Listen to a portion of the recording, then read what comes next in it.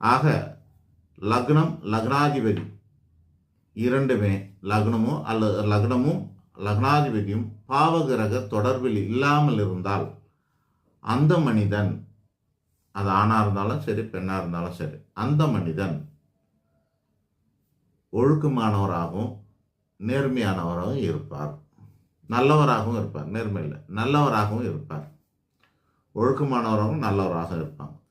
ஒருவேளை லக்னத்தில் எப்படி இருக்குது, லக்னாதிபதி இப்படியோட சேர்ந்துருக்குன்னா அவர்கிட்ட 2 வகையான பிரச்சனைகளும் இருக்கும். பாவகிரக தொடர்பில் இருந்தால் அவர் கேரக்டரும் சரியில்லாமல் இருக்கும், அவர் ஹேபிட் சரியில்லாமல் இருக்கும், அவர் மனசு கூட நல்லா இருக்காது.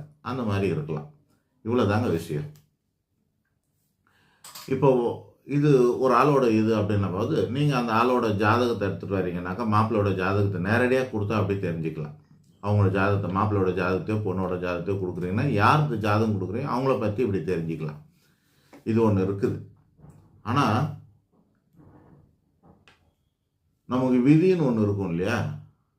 இப்போ உங்களோட பெண்ணுக்கு அல்லது உங்களோட பையனுக்கு வரப்போகிற வதுவோ அல்லது வரனோ, அதாவது வதுங்கிறது பெண்ணை குறிக்கும், வரன் என்பது ஆணை குறிக்கும். நம்ம பொதுவாக எல்லாரையும் வரன் பார்க்குறோம்னு சொல்லிக்கிறோம். உங்களுக்கு பெண்ணுக்கு நீங்கள் துணை தேடினால் அது பேர் வரனை அமைப்பதுன்னு அர்த்தம். உங்களுடைய ஆணுக்கு, உங்களோட பையனுக்கு, உங்களோட மகனுக்கு நீங்கள் துணையை தேடினா அது பேர் வதுன்னு அர்த்தம். ஸோ வது வரன், அது தெரிஞ்சுக்கணும்.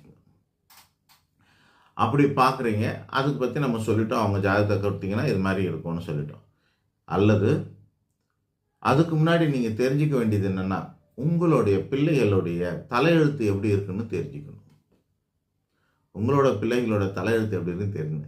அதை தெரிஞ்சிக்காம நீங்கள் அவங்களுக்கு நேராக போய் பார்க்குறீங்க பாருங்கள், அது தவறு. உங்களோட ஜாதகத்தில்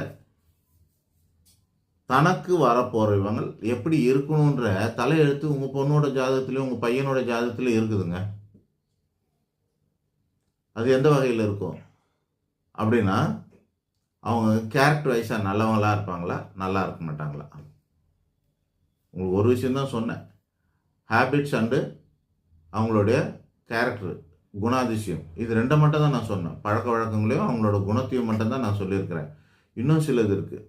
இந்த லக்னத்துக்கு அதிபதி அல்லது லக்னாதிபதி அப்படின்னு சொல்லக்கூடியவர் 6, 8, 12 இருந்தாலோ அல்லது அந்த 6, 8, 12ன்னு சொல்லக்கூடிய கிரகங்களோட சம்பந்தம் பெற்றாலோ, ஏதாவது ஒரு வகையில் தொடர்பு பெற்றாலோ அவங்க வாழ்க்கை சிரமமாக இருக்கும்னு அர்த்தம்.